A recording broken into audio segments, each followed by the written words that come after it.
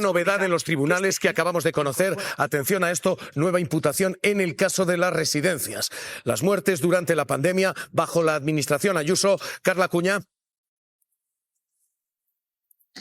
Sí, un juzgado de Arganda del Rey ha citado como imputada para mañana mismo a la jefa de geriatría del Gregorio Marañón. ¿Y por qué le ha citado como imputada? Porque Carlos Mur, el exalto cargo de Ayuso durante lo peor de la pandemia, dijo que él se limitó a firmar esos protocolos de la vergüenza, pero que quien los ideó fue la jefa de geriatría del Gregorio Marañón, que tendrá que declarar mañana mismo ante la jueza.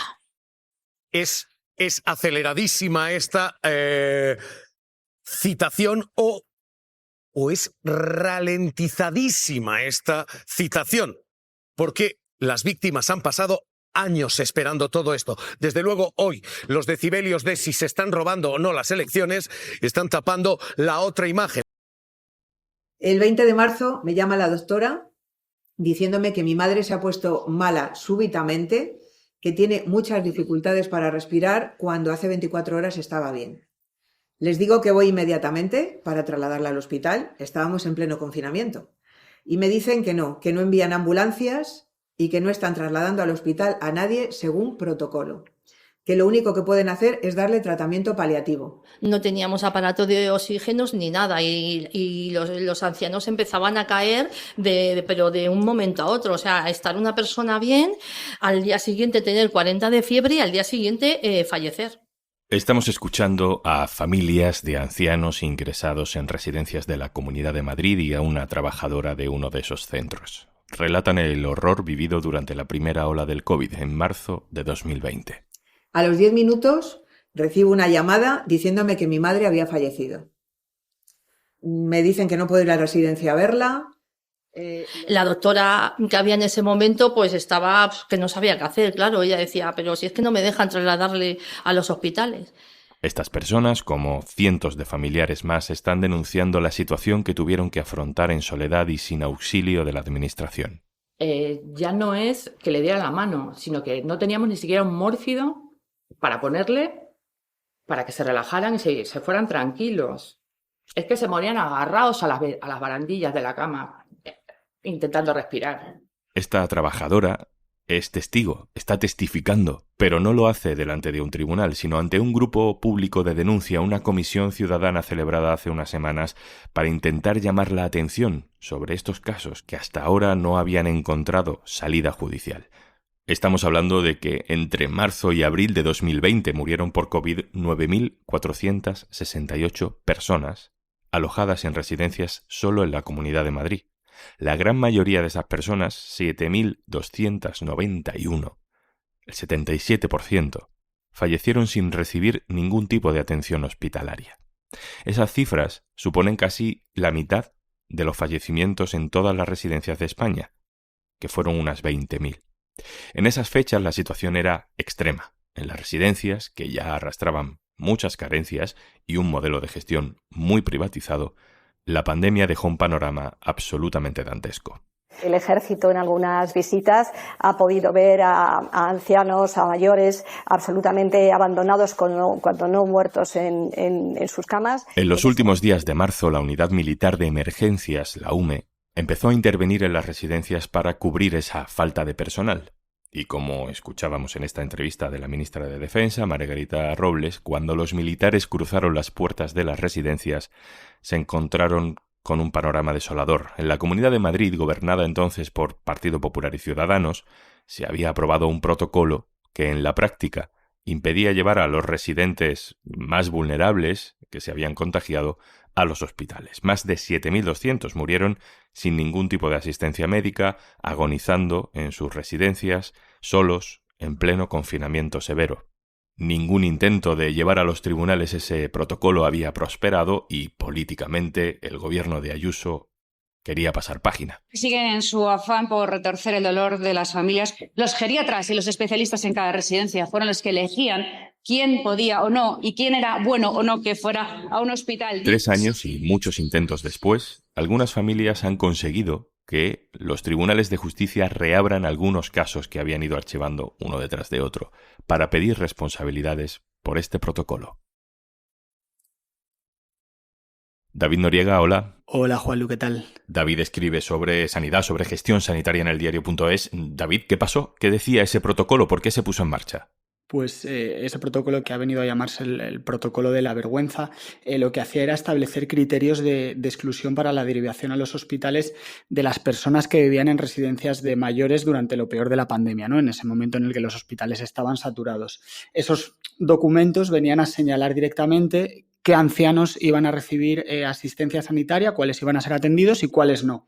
¿Cuáles se quedaban fuera? Pues según ese documento se dejaba sin posibilidad de ir a un hospital a los ancianos dependientes o con cierto grado de deterioro cognitivo que viviesen en una residencia, pero no solo eso, que viviesen en una residencia y que no tuvieran un seguro privado, es decir, que fueran a ir a un hospital público, porque los que sí tenían seguro privado fueron atendidos. ¿De dónde sale el protocolo? ¿Quién diseña este sistema? Pues esos protocolos los firma el director general de Coordinación Sociosanitaria de la Comunidad de Madrid, Carlos Mur, y salen de la Consejería de Sanidad. Tenemos que recordar que en aquel momento en la Comunidad de Madrid había un gobierno de coalición entre PP y Ciudadanos. Esto es importante porque Sanidad estaba en manos del Partido Popular, pero las competencias en residencias inicialmente eran de la Consejería de Políticas Sociales, que estaban en manos de Ciudadanos. De hecho, el propio consejero de Políticas Sociales, Alberto Reyero, que acabó dimitiendo, llegó a decir que esos protocolos impuestos por Sanidad no eran éticos y posiblemente no fueran legales, ¿no? Que es lo que se está tratando de discernir ahora.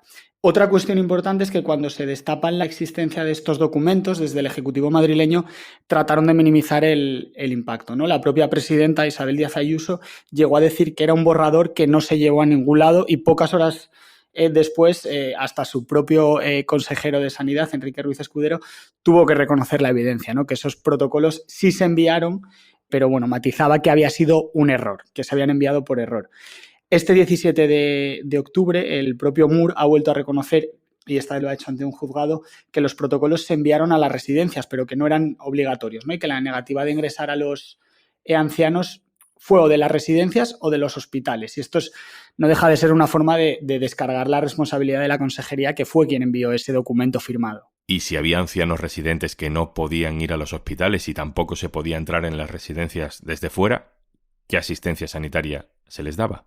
Pues durante los días más críticos realmente no tuvieron ninguna asistencia sanitaria. De hecho, el 26 de marzo, cuando ya habían muerto más de 1.000 ancianos en residencias, Ayuso anunció un plan de choque para sacar los cadáveres de esos centros y medicalizarlos, ¿no? Pero lo cierto es que esa medicalización en ese plan nunca se llevó a cabo. Lo reconoció la propia encargada del plan, que desde el Ejecutivo bautizaron como Operación Bicho, era Encarnación Burgueño, y llegó a decir meses después que nunca había sido, en ningún momento había sido la intención medicalizar las residencias. De hecho, bueno, el plan es que duró 12 días. ¿Por qué duró solo 12 días? Pues duró 12 días porque a los 12 días se destapó que Burgueño era hija del entonces asesor para la pandemia de Ayuso, Antonio Burgueño, que había sido uno de los ideólogos de los artífices de la privatización sanitaria en la Comunidad de Madrid, pero no solo eso, que nos puede parecer mejor o peor, ¿no? Sino que el plan estaba siendo un auténtico fiasco, un fracaso. Burgueño convenció a la empresa de ambulancias Transamed Servicios Médicos para que colaboraran en el plan, y digo convenció porque su propio gerente, Eduardo Aragonés, aseguró que Encarnación llegó a mencionar el respaldo que tenían de su padre. Y bueno, esta empresa desplegó 3 vehículos de intervención y 3 médicos a los que ni siquiera les hizo contrato para cubrir las 475 residencias de la Comunidad de Madrid. Te puedes imaginar.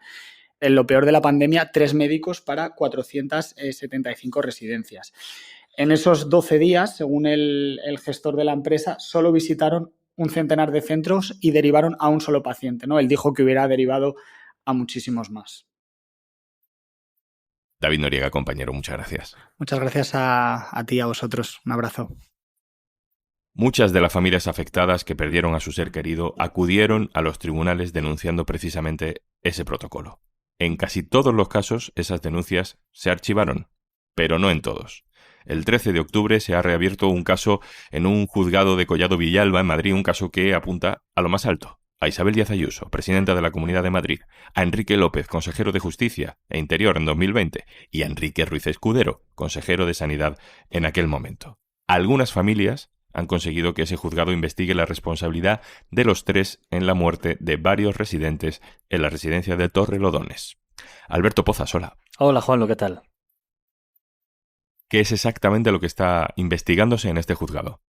Bueno, pues era una denuncia en torno a las muertes en una residencia de la localidad madrileña de Torrelodones. Entonces, esa causa, como tantas otras, se archivó. Y la Audiencia Provincial de Madrid, que es el organismo que supervisa el proceso, ordenó reabrir la causa. Y ordenó reabrir la causa en una querella que se dirigía, entre otros, contra la presidenta de la Comunidad de Madrid, Isabel Díaz Ayuso, para investigar un poco, como dices, la parte más alta de los protocolos, ¿no? De dónde salen los protocolos de derivación y si se puede afirmar algún tipo de responsabilidad penal contra los que firmaron esos protocolos. Entonces, la causa se dirige formalmente sobre el papel, los jueces, pues estas cosas son muy formales, contra Isabel Díaz Ayuso y varios de sus consejeros, pero hay que tener clara una cosa, un juzgado de instrucción, en este caso de Collado Villalba, no puede imputar ningún delito, ni de manera formal ni de manera informal, a la presidenta de la Comunidad de Madrid. Lo que tiene que hacer este juzgado, lo que está haciendo, porque ya ha puesto en marcha media docena de pruebas, es investigar todo lo que pueda y si hay algún indicio contra la presidenta de la Comunidad de Madrid, contra Isabel Díaz Ayuso, empaquetarlo y enviarlo al Tribunal Supremo, porque ahí es donde está aforada Isabel Díaz Ayuso. Entonces, lo que está haciendo el juzgado es recabar todas las pruebas posibles. De hecho, tienen que ir a declarar varios altos cargos sanitarios como testigos de la Comunidad de Madrid, ha pedido informes a la Consejería de Sanidad, ha pedido toda la información posible para decidir si dentro de un tiempo envía o no la causa al Tribunal Supremo, a su sala de lo penal, porque allí es la única que puede imputar a Ayuso. Ya se han producido varias declaraciones ante el juez. ¿Qué sabemos? ¿Qué han dicho? Bueno, pues en esta causa de Collado Villalba las testificales están previstas para noviembre. Va a ir Carlos Mur, que era alto cargo sanitario de la Comunidad de Madrid, va a ir Alberto Reyero, que era el consejero del ramo, el que se dedicaba a las residencias y que dimitió por no estar de acuerdo con estos protocolos de no derivación, y varios altos cargos más. Hasta ahora, lo que han dicho a grandes rasgos es que los protocolos se pusieron en marcha a petición de los geriatras, que eran los médicos los que les pedían, por favor, decidnos qué hacer, pero también han incidido en que no eran obligatorios. Y luego también, por supuesto, han querido incidir en todas sus declaraciones en que la decisión última era una decisión de los médicos, de los geriatras que estaban a caballo entre los hospitales y las residencias y, por tanto, también descargándose ellos de una responsabilidad. Luego, pues ha dicho también que se priorizó coger los efectivos médicos que había y llevarlos a otros lados antes que a las residencias. Tanto Mur como Reyero van a ser dos de los que dentro de poco testifiquen en esa causa de Collado Villalba y suponemos que van a repetir lo que han dicho hasta ahora, pero luego también han declarado geriatras y han dicho que, bueno, que aunque no fueran obligatorios, eran sus protocolos de referencia. Entonces la cosa está ahí, entre decidir si eran obligatorios, no eran obligatorios, si era la referencia y de quién es la responsabilidad última de esa decisión de no llevarles a los hospitales. Alberto, las familias apuestan por intentar encausar a los responsables de la gestión de la pandemia por omisión de socorro. ¿Qué futuro, qué posibilidades jurídicas le ves tú a esto? Es un asunto muy complejo. El Supremo ha dejado claro desde hace 3 años que para convertir eso en un delito, para ligar ese fallecimiento, cada uno de los fallecimientos, a una actuación concreta de la Administración, eso hay que hilar muy fino. No se puede hacer un salto al vacío de forma genérica, aunque sea perfectamente lógico pensar que habrían estado mejor en un hospital que en una residencia sin medicalizar. Entonces ya solo eso es difícil. Que lo más importante, lo que se investigan son los protocolos. Y lo cierto es que también habrá que ver si los jueces entienden, por ahora ninguno lo ha entendido, que los protocolos se pueden considerar incluso una cosa delictiva. Si se puede culpar a los protocolos legalmente de una muerte. Todas las personas que hemos consultado nos dicen que es complicado. No digo que sea imposible, pero es complicado. Ahora bien, estas causas judiciales sirven para investigar una cosa que no están investigando las autoridades ni tiene pinta de que se vaya a investigar por la cuenta que les trae, que es dejar por escrito quién firmó esos protocolos, de dónde salieron, qué efectos tuvieron y, aunque no termine en una sentencia condenatoria, para entendernos, que se cree una reparación para las víctimas, que no va solamente por meter a la gente en la cárcel, es que quede por escrito lo que pasó. Y aunque no se pueda atribuir penalmente a la propia presidenta de la Comunidad de Madrid, que quede negro sobre blanco lo que sucedió, eso es reparación para las víctimas y eso también es muy importante.